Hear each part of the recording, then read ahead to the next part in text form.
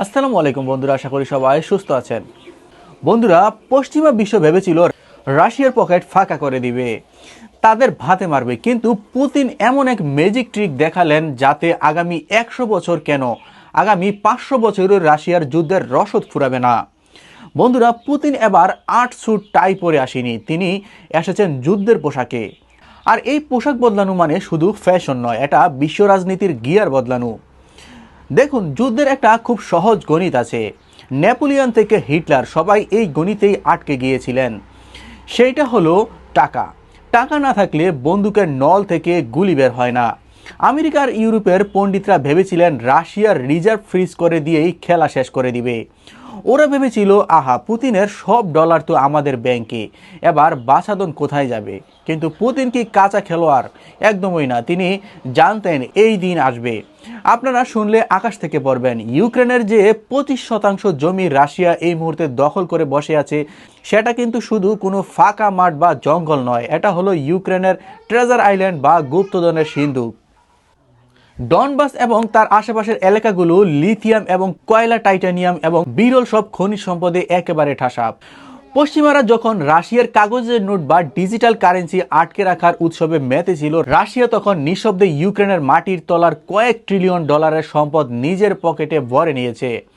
সোজা কথায়, আমেরিকা রাশিয়ার পকেট থেকে মানিব্যাগ চুরি করেছে, আর তার বদলে রাশিয়া আমেরিকার দালালের পুরো বাড়িটাই নিজের নামে লিখিয়ে নিয়েছে।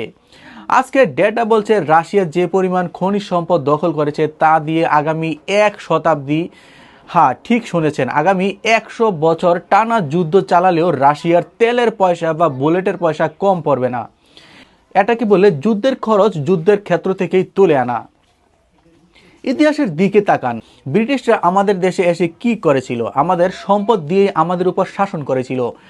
পুতিন ঠিক সেই পুরনো ব্রিটিশ ফর্মুলা নতুন মোড়কে ইউক্রেনে অ্যাপ্লাই করেছেন। ইউক্রেনের সম্পদ দিয়েই তিনি ইউক্রেনকে ধ্বংস করেছেন।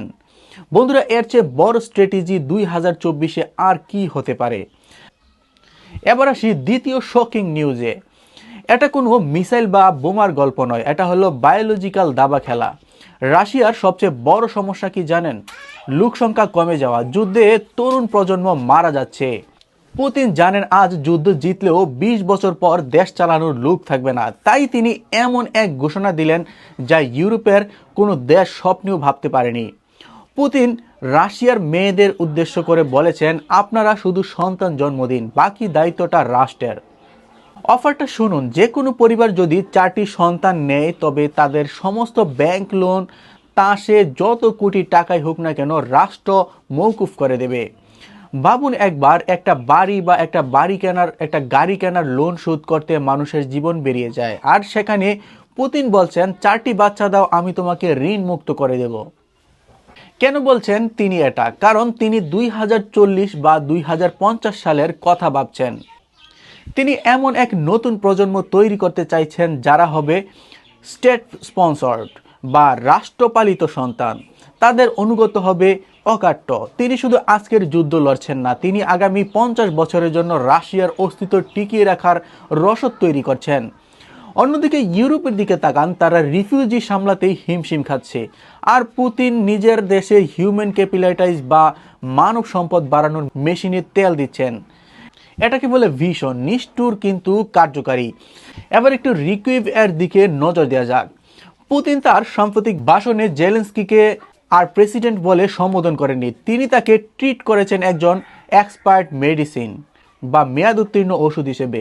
পুতিনের সোজা কথা, ভাই তোমার মেয়াদ শেষ, নির্বাচন তো দাওনি, তুমি এখন অবৈধ গদি দখল করে আছো। পুতিন খুব ইন্টারেস্টিং একটা পয়েন্ট তুলে ধরেছেন। তিনি বলেছেন, এই একই কাজ যদি মধ্যপ্রাচ্যের কোনো শাসক করত, অর্থাৎ নির্বাচনের মেয়াদ শেষ হওয়ার পরেও ক্ষমতায় বসে থাকতো, তাহলে আমেরিকা এতক্ষণে সেখানে গণতন্ত্র উদ্ধারের নামে বিমান হামলা চালিয়ে যেত। কিন্তু যেহেতু জেলেনস্কি তাদের গড়ের ছেলে বা পুতুল, তাই 7 খুন মাফ। কিন্তু বাস্তবতা বড়ই কঠিন। ইউক্রেনের সাধারণ মানুষ আজ জেলেনস্কির উপর তিক্ত বিরক্ত।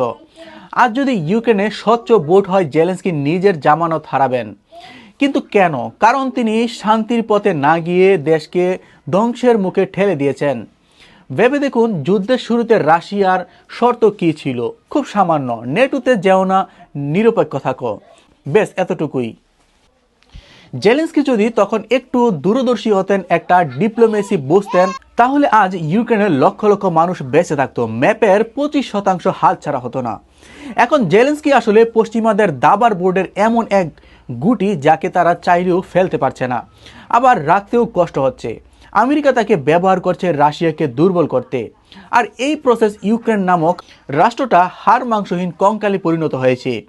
এবার আসি ভিডিওর শুরুতে যে কথা বলেছিলাম, পুতিনের পোশাক দেখুন। সাধারণত রাষ্ট্রপ্রধানরা বছরের শেষে স্যুট টাই পরে জাতির উদ্দেশ্যে ভাষণ দেন, কিন্তু পুতিন এবার ক্যামেরার সামনে এলেন একেবারে পুরোদস্তর সামরিক পোশাকে, জেনারেলদের মাঝখানে দাঁড়িয়ে।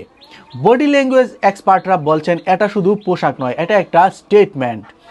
এর মানে আলোচনার টেবিলে বসার সময় শেষ, এখন ফয়সালা হবে যুদ্ধক্ষেত্রে। পুতিন পরিষ্কার বলে দিয়েছেন লক্ষ্য পূরণ না হওয়া পর্যন্ত তিনি থামবেন না। আর তার লক্ষ্য এখন শুধু ডানবাস নয়, তার মূল লক্ষ্য হলো পুরো ইউক্রেন এবং হয়তো তার বাইরেও। তিনি মনে করিয়ে দিয়েছেন সোভিয়েত ইউনিয়নের হারানো গৌরব ফিরিয়ে আনার কথা। আর যারা ভাবছেন পুতিনকে সরিয়ে দিলে বা হত্যা করলে সব সমস্যার সমাধান হয়ে যাবে, তারা বোকার স্বর্গে বসবাস করছেন। রাশিয়ার আছে বিখ্যাত এবং কুখ্যাত ডেড হ্যান্ড সিস্টেম। জানেন এটা কি? যদি কাল কোনো কারণে রাশিয়ার কমান্ড সেন্টারে আঘাত হানে বা পুতিনের কিছু হয়, তবে এই সিস্টেম অটোমেটিকভাবে মানুষের নির্দেশ ছাড়াই সারা বিশ্বে নির্দিষ্ট টার্গেটে নিউক্লিয়ার মিসাইল লঞ্চ করে দেবে। অর্থাৎ পুতিনকে মারলে আপনি শুধু রাশিয়াকে মারবেন না, আপনি নিজের মৃত্যুর পরোয়ানা সই করবেন। বন্ধুরা, নিউজটি এ পর্যন্ত। পরবর্তী সংবাদ দেখার আমন্ত্রণ জানিয়ে এখানেই শেষ করছি। আসসালামু আলাইকুম। চ্যানেলটি সাবস্ক্রাইব করে পাশে থাকার জন্য অনুরোধ করা হলো। ধন্যবাদ।